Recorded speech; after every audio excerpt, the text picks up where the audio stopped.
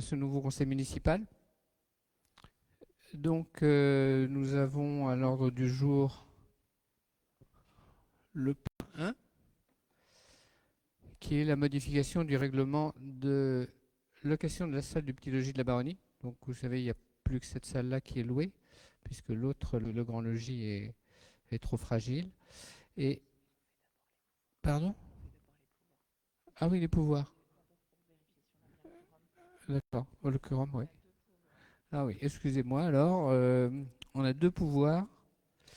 Le pouvoir de Monsieur Buffetry, pour moi, et, et Madame Vergne, qui a donné pouvoir à Monsieur Adam. D'accord, merci. Et le quorum, bon, alors le quorum, il n'y a pas de problème. Et après, la secrétaire, c'est toujours Dominique Hartmann.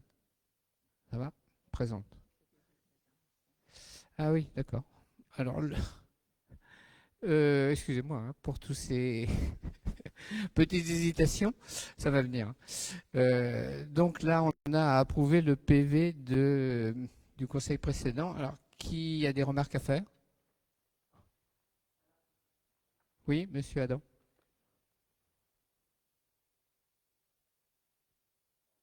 Juste une petite remarque. Le développement économique, normalement, n'est pas une compétence communale, mais une compétence intercommunale. Alors pour la commission travaux, Nancy urbanisme, développement économique et commerce, peut-être que le terme de développement économique, il faudrait peut-être même le changer pour les commerces de proximité, par exemple. Oui, absolument. C'est une remarque très juste, d'autant que c'est nous qui nous sommes saisis du développement économique au niveau de la communauté de Côte-de-Nacre. Donc on va retirer cette mention-là. Merci. Merci. D'autres remarques? Bon, alors donc, qui est contre? Qui s'abstient? Donc adopté.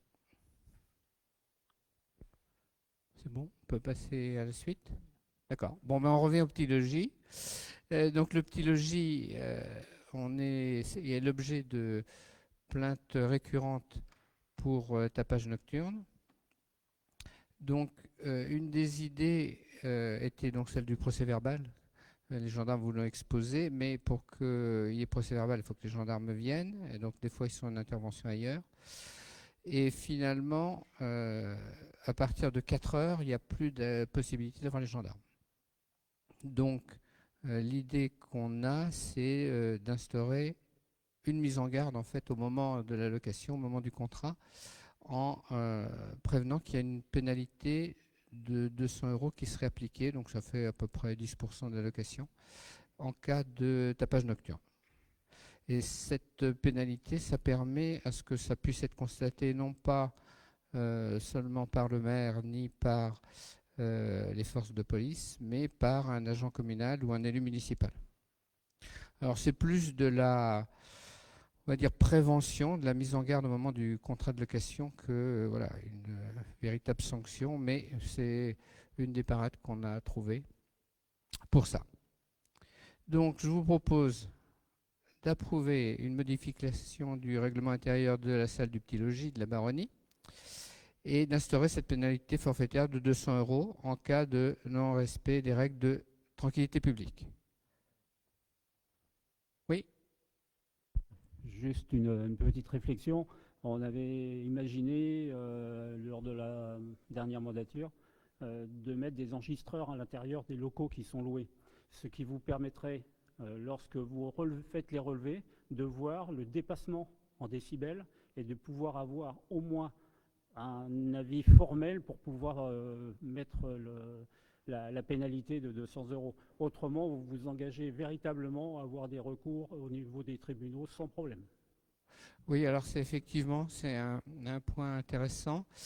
Je crois que si on n'a pas d'appareil pour objectiver le dépassement décibels, il faut au moins avoir des plaintes des riverains pour pouvoir effectivement dire qu'il y a eu tapage nocturne. Donc c'est vrai que c'est une proposition qui peut être étudiée dans le futur pour vraiment pouvoir dire qu'il y a tapage nocturne. Parce que les forces de l'ordre, elles sont habilitées, je pense, à dire qu'il y a tapage nocturne sans le mesurer. Oui, oui, tout à fait. Mais Oui, c'est ça. à partir du moment où vous allez voir des plaintes de voisins, forcément, ça peut être quelque chose qui est fait à l'encontre d'une personne qui ne l'aime pas ou autre. Tandis que si vous avez une preuve formelle avec un dépassement enregistré sur un appareil, ça ne coûte pas très cher et ça permet vraiment de sécuriser votre déclaration. D'accord. Bah, écoutez, on va étudier votre suggestion et on va voir si au niveau de la ligne de dépense c'est possible. Oui, une autre remarque sur ce même sujet?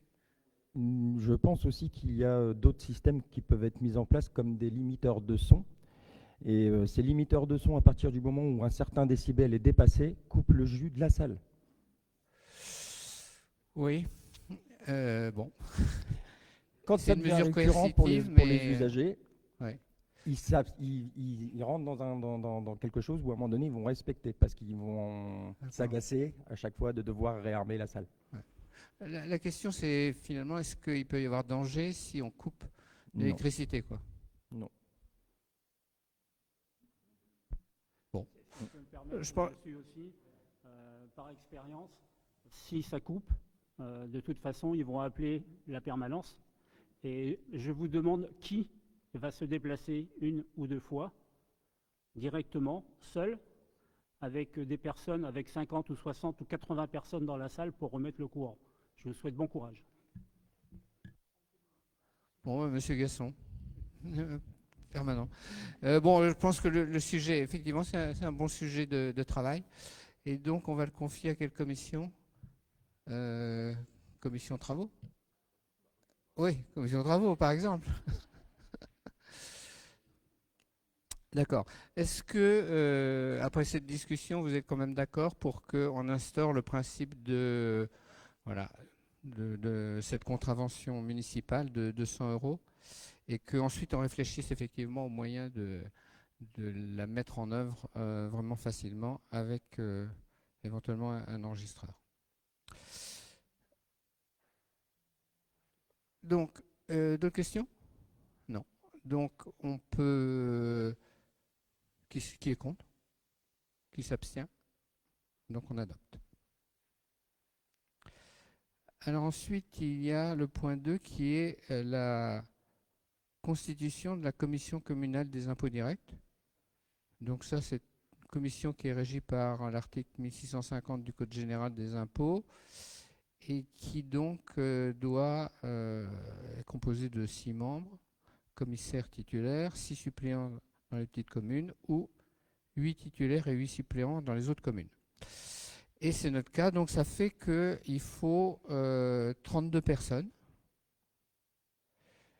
Le rôle de cette commission étant de participer à l'évaluation des bases fiscales et contribuer à la transparence de l'impôt local pour garantir la représentativité des contribuables. Et donc, en gros, il va falloir estimer finalement les taxes foncières. Hein. En gros, c'est ça? C'est les taxes foncières? Oui. La valeur foncière finalement d'une propriété et donc les impôts qui sont dus par les personnes en admettant qu'il y ait eu des travaux par exemple d'amélioration qui ont été faits ou des extensions par exemple qui n'ont pas été déclarées. Donc la proposition elle est d'approuver une liste de 16 titulaires et 16 suppléants qui a été constituée à partir donc d'une demande qui vous a été adressée. Donc on l'a, elle est là. Bon, je ne la vois pas. D'accord, bon, je ne vais pas énumérer, si vous la voyez. Et simplement, on va passer au vote, c'est-à-dire, est-ce qu'il y a des personnes qui sont contre, des personnes qui s'abstiennent.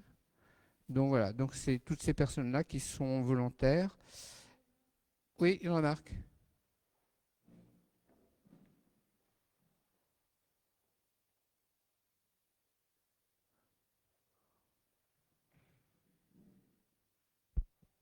Il y a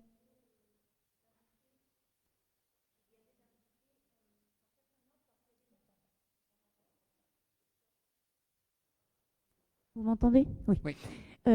C'était dans un certain ordre parce qu'il y a des personnes qui travaillent en journée et qui voulaient être suppléants. Donc là, il n'y a pas d'ordre.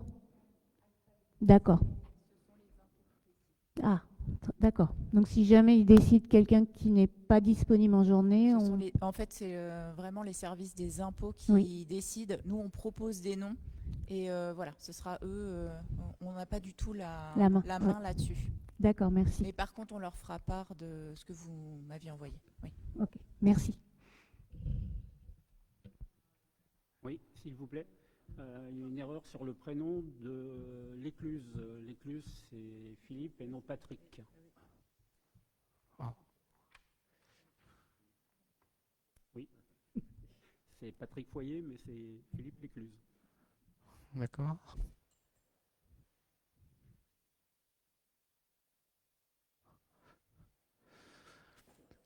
Bon, ok, rectification de la liste. Et donc, si vous voulez approuver, donc je reprends. Alors, est-ce qu'il y a des personnes contre, qui s'abstiennent? Bon, adopté. Alors, le point 3, c'est la fixation des taux d'imposition 2026. Donc, le conseil municipal est compétent pour fixer le taux des impositions locales. Et on avait dit qu'on ne bougerait pas les taux, donc on n'augmenterait pas les seuils. C'est la proposition que l'on fait, c'est-à-dire de reconduire sans augmentation la taxe foncière bâtie 41,31%, la taxe foncière non bâtie 37,5% et la taxe d'habitation sur les résidences secondaires 9,85%. Est-ce qu'il y a des remarques sur ce sujet-là? Pas de remarques. Qui est contre? Qui s'abstient? Eh bien, on adopte. Donc je crois que c'est bien de ne pas avoir augmenté, de pas augmenter ces impôts comme on s'était engagé à le faire. Alors ensuite, il y avait un point 4 qui a été retiré du projet de délibération. Donc je passe sur une remarque donc, de M. Adam. Et puis le point 5, alors après on a des remboursements, donc des petites choses on va dire simples a priori. Là c'est une borne de recharge électrique donc sur le parking de la salle Léo Ferré, et cette borne qui a été installée par la commune, il avait été convenu que l'ADAGE prendrait en charge le coût de l'installation. Donc c'est un remboursement qui est de 1 548 €. Et on pourrait l'encaisser si vous êtes d'accord. Donc qui est contre? Qui s'abstient? Donc adopté.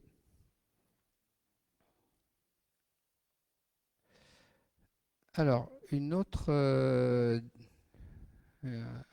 petite compte financier, c'est le remboursement des menuiseries de la salle Léo Ferré. Donc il y a eu des dégradations qui ont été faites sur la salle Léo Ferré, sur la porte je crois, et des travaux ont été réalisés pour un montant d'environ 4 000 €, 4 074. Donc il y a une responsabilité financière et le comité des fêtes a perçu une indemnisation de 2 300,59 €.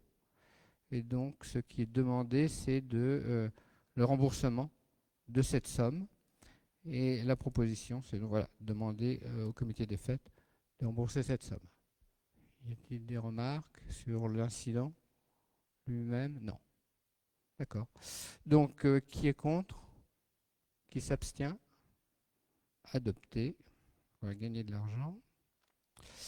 Alors, la jardinière en granit, notre finance, notre item financier. Alors là, elle est au giratoire de la voie des Alliés et donc ça a été détruit par une société. Le montant des travaux est de 420 €. Et donc, ayant identifié le responsable qui est la société Emeraude Plante, on demande le remboursement à cette société. Des remarques? Qui est contre? Qui s'abstient? Adopté. Alors, le point 8, c'est la création d'un emploi non permanent à la crèche, donc qui permet le recrutement pour un accroissement temporaire d'activité.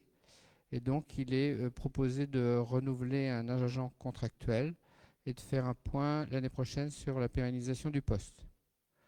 Alors, c'est un agent social à temps complet à compter du 6 juin 2026 qui serait recruté pour une durée maximale de 12 mois.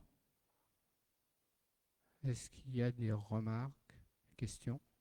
Non.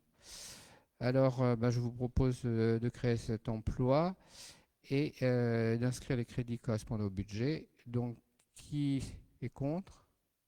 Qui s'abstient? Adopté. Alors, point 9. C'est un emploi saisonnier pour les espaces verts. Donc là encore, on peut recruter pour les mois de juillet et août, du fait de congés des agents, un emploi saisonnier. Et donc, ce qu'on vous propose, c'est de créer un poste d'adjoint technique du 1er juillet au 31 août 2026. Une personne en juillet et une en août. L'emploi sera proposé au Douvray, Genoux-Non. Donc la proposition est celle-ci, sachant que la rémunération sera calculée sur la base de l'indice du premier échelon. Des remarques? Qui est contre? Qui s'abstient? Adopté. Et on a presque fini. Alors, en fait, il y a les questions diverses. Questions diverses, c'est le tirage au sort des jurés d'assises. Donc, il faut qu'on tire au sort des jurés d'assises pour la commune de Douvres. Et ce tirage au sort, il se fait à partir de la liste électorale. Alors, le tirage, il doit être effectué publiquement à partir de la liste électorale et il doit être réalisé par un procédé qui garantit l'aléa et l'impartialité, un procédé informatique étant autorisé.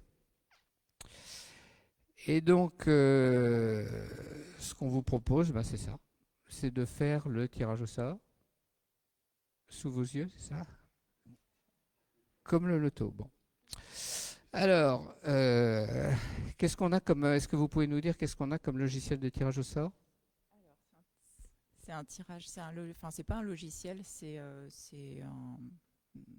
en ligne, oui, c'est quelque chose en ligne, tirage au sort en ligne. Donc, on a 4313 électeurs sur notre liste électorale dans la commune. Donc, on met le minimum 1, 4313 le maximum. On doit avoir 12 personnes à tirer au sort. Donc, voilà, c'est informatique. Il n'y a plus qu'à tourner la roue. Donc là, c'est sur l'écran. Donc, c'est vous qui faites ça, alors. Donc, alors, le juré numéro 1.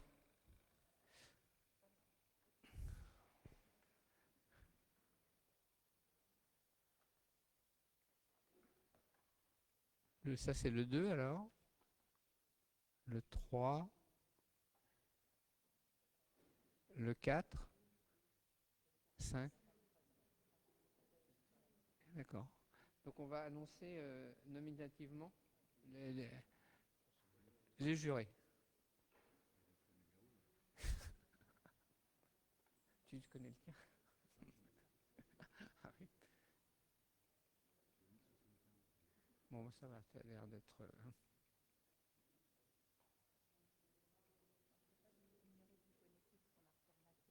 Ah bon, d'accord. Donc, ce n'est pas les numéros d'électeurs, hein. Rassurez-vous si jamais vous voyez votre numéro.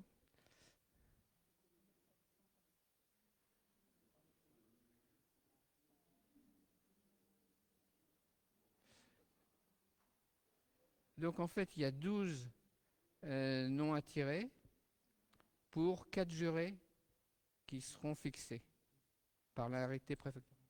C'est ça, hein?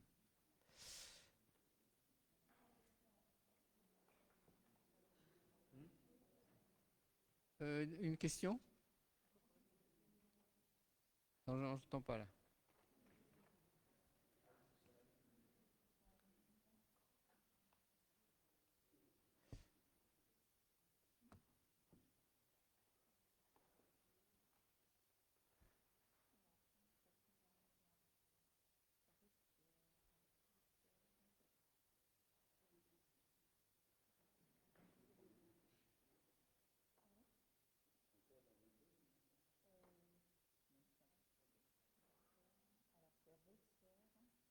Donc, c'est les jurés d'assises, hein.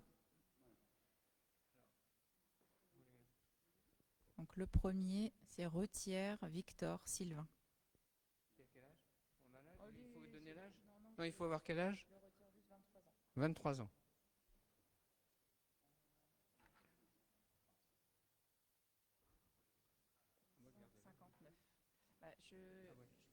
Ah bon, d'accord. Oui, bah, tiens, Oui, c'est bien, comme ça vous en dites. Non, mais vous pouvez annoncer. 859. Donc le prochain, c'est 859.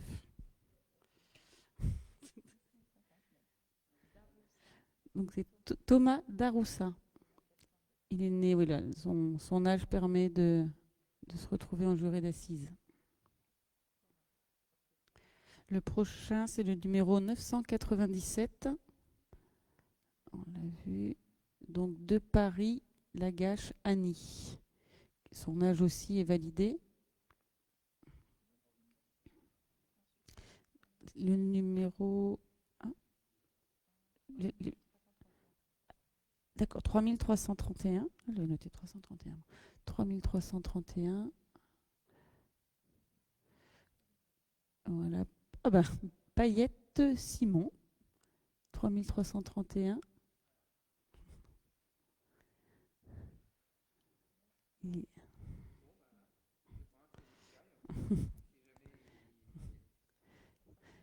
Le numéro suivant est le 3454. Philippe Julie. Son âge est validé aussi. 2509. Alors, là. Le forestier Louis, né aussi suffisamment âgé. Louis. Ah d'accord, donc je ne me pose pas de questions. Ok, merci. Le prochain numéro, c'est le 3704. Hop. 3704. Razès ou Raz Jean Gérard.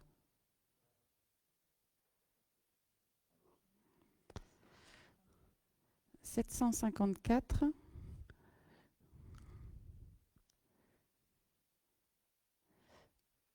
Alors, Coisel Nicolas. 2435 pour le prochain numéro. 2435. Voilà, le chevalier Guy.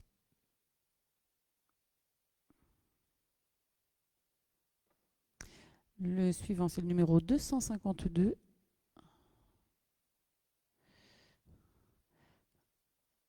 Benama Nassera.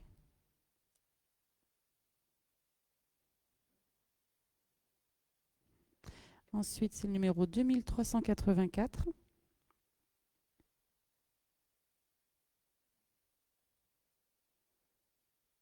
Alors, Leblanc de Laurière Monique. Et enfin, le dernier numéro, 2340. Le Japhotech Maté Liliane. Excusez-moi si vous connaissez et que j'écorche les noms de famille. Le Japhotech Mater Liliane. Tu vas pouvoir nous relire la liste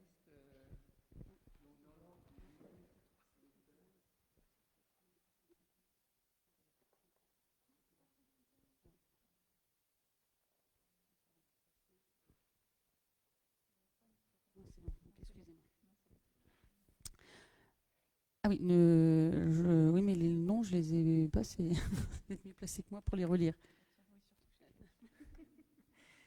Donc alors Retière Victor, Darousta Thomas, de Paris, alors j'ai pas noté le prénom, Payette Simon, Philippe Julie, Le Forestier Louis, Razès Jean Gérard, Coisel Nicolas, Le Chevalier Guy, Benama Nassera, le Alors là, je sais plus.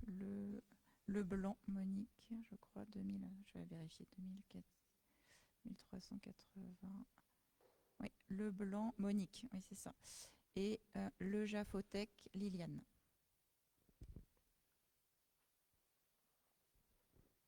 Bon, donc ces 12 personnes seront inscrites sur la liste préparatoire des jurés d'assises et transmises à la commission départementale compétente, conformément aux dispositions de l'article 261.1 du Code de procédure pénale. Il n'y aura pas à voter, à approuver, il n'y a rien là. Non, c'est juste tirage au sort. Donc on valide le tirage au sort. Alors le point suivant dans les questions diverses, ce sont les élections sénatoriales.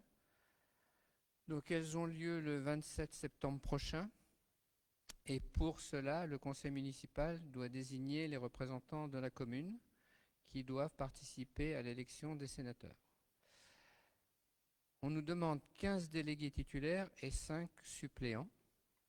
Et les personnes désignées composeront une partie du collège électoral sénatorial.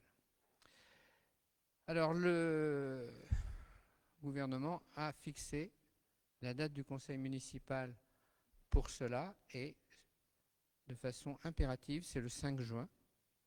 Donc c'est un jour qui ne nous arrange pas puisque c'est le jour de la cérémonie au cimetière britannique. Donc on a choisi, vous savez, qui a lieu à 17h. Donc on a choisi, plutôt que de le faire après, puisque ensuite il y a un bal, de le faire à 16h. Donc à 16h, nous allons nous retrouver ici pour voter sur ces noms. Donc ce qui vous est demandé, c'est de préparer à l'avance une liste de noms qu'ensuite on approuverait de façon rapide pour être disponible pour se rendre à la cérémonie au cimetière britannique. C'est très important qu'il y ait un maximum de personnes qui soient là, c'est-à-dire que le quorum soit atteint. La préfecture nous l'a vraiment répété et répété en plus en insistant sur le fait que le résultat devait être transmis le soir même à la préfecture.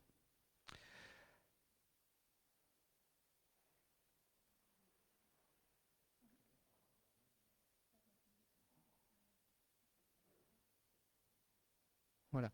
Alors, ce qu'on propose, et est-ce qu'on doit voter là-dessus peut-être, on propose en fait de faire la désignation de ces postes à la proportionnelle, c'est-à-dire que pour les titulaires, il y aurait 12 postes de la liste majoritaire et 3 de la liste minoritaire, et pour les suppléants, 4 de la liste majoritaire et 1 de la liste minoritaire. Donc ça, je vous demande d'approuver ça. Qui est contre? Qui s'abstient? Donc on adopte cette répartition-là pour la séance du 5 juin prochain. Dans les questions diverses ou les annonces diverses, maintenant qu'on a fini le conseil.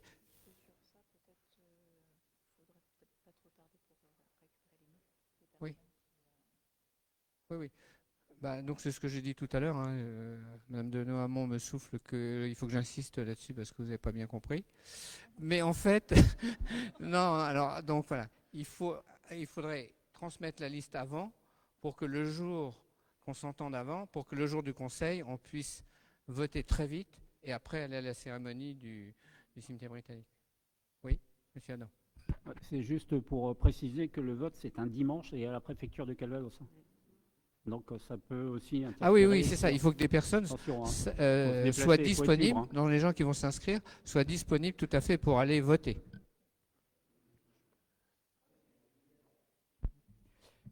Est-ce qu'il sera possible de faire un petit sondage en amont pour savoir si qui serait là? Oui. Parce que alors, moi, ça nécessiterait que j'annule une réunion et j'aimerais bien savoir si c'est important ou pas que j'annule la réunion du 5 juin, quoi. D'accord. Donc alors, d'abord, sachant... Comment? Oui, pour le quorum. Donc on fait sa main levée, qui pense être là, donc le 5 juin.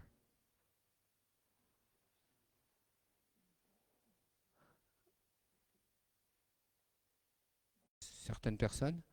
La diffusion pourrait être plus large en allant sur YouTube, qui ne nécessite pas d'inscription au préalable et qui ne restreint pas donc l'accès. Voilà, c'est les deux modifications qui sont en étude. Et si jamais on confirme cette organisation-là, ben, on vous le dira le 5 juin. Est-ce que vous avez des remarques là-dessus? Oui. Je voudrais juste revenir sur le point qui a été enlevé de l'ordre du jour. Oui. Ce n'est pas une volonté de nuire à l'association ADN Photo, c'est que pour le Sentier des Arts, les années précédentes, il y avait une subvention exceptionnelle qui leur était versée pour le travail et puis surtout le matériel qu'ils utilisaient pour embellir la baronnie pendant ce temps-là. Et alors que pour 2026, la demande de subvention qu'ils ont faite, je leur ai demandé de mettre cette demande dedans. C'est-à-dire que la somme totale de la subvention que j'ai accordée comprend le matériel qui est à leur charge. Très bien, merci pour cette remarque qui permet de comprendre pourquoi effectivement on l'a retiré de l'ordre du jour. Bon, bah écoutez, si personne n'a de remarques, à ce moment-là, on va clore ce conseil municipal. Très bref. Oui? Personne n'est au courant? Oui, oui, si vous voulez que je le rappelle, oui, si vous voulez. Enfin, j'espère que tout le monde est au courant, que demain, tout le monde est convoqué. Convoqué à 9h30, donc c'est la cérémonie. Alors, donc la cérémonie débute à 9h30. Il y a dans les participants des éminentes personnalités. Donc, il y a M. Nouvelot qui sera là. Il y a M. Sinagoga, qui est le secrétaire général de la préfecture. Et il y a surtout les anciens combattants, bien sûr, qui sont les organisateurs. Et il y a actuellement une fusion qui se réalise entre les anciens combattants de Douvres et les anciens combattants de Luc. Donc cette fusion se manifestera par un gros effectif d'anciens combattants. Et donc la cérémonie aura beaucoup plus, on va dire, enfin, ce sera une cérémonie beaucoup plus imposante qu'elle n'a été. Et elle sera aussi beaucoup plus encadrée. C'est-à-dire qu'à Luc, ils ont une association d'anciens combattants qui a des protocoles très rigoureux. Et donc cette cérémonie sera, on va dire, le maître d'œuvre, ce sera M. Bossard de Luc, qui dirigera le protocole. Donc on vous attend tous demain matin à 9h moins le quart. Non, c'est 9h30 le début de la cérémonie. Mais les premiers vont arriver à 9h moins le quart, en particulier les élèves que M. Ducroquet a gentiment invités. Voilà. Est-ce que vous avez des questions sur cette organisation-là? Non. Bon. Voilà. Alors, si vous attendez le discours du maire, il n'y en aura pas. Parce que normalement, le maire lit la lettre du ministre, de la ministre des Armées, mais en fait, dans la mesure où il y a le secrétaire de la préfecture, c'est lui qui va le lire. Et c'est lui qui terminera la cérémonie. Donc le maire s'efface devant le secrétaire de la préfecture. Donc je dirais juste quelques mots de bienvenue. Voilà, merci.